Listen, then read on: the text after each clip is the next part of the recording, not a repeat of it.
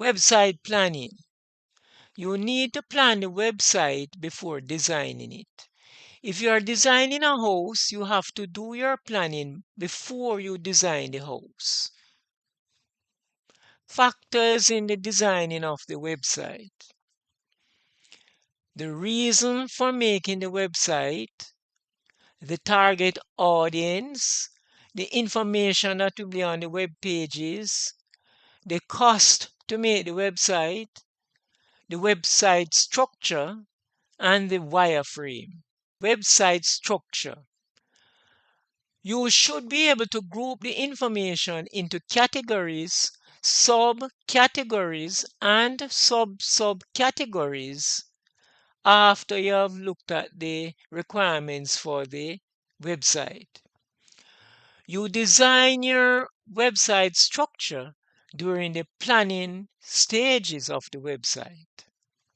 Here's an example of a website structure.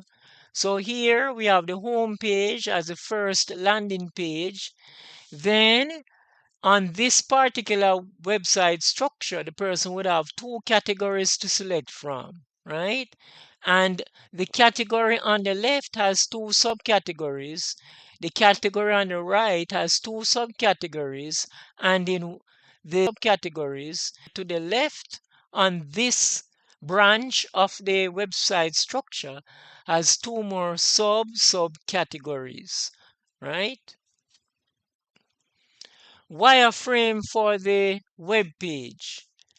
A wireframe is used in web page or app design to show the structure of the page using simple black and white layout. So you could use a pencil and a sheet of paper just to sketch where the different elements will be located on the web page. So in this example, these three boxes with the X located in each of these three boxes would represent in this wireframe diagram pictures. So we'd have two pictures, not necessarily the same pictures, but two pictures of the same size and another picture of, of a smaller size. And these boxes would represent text, right?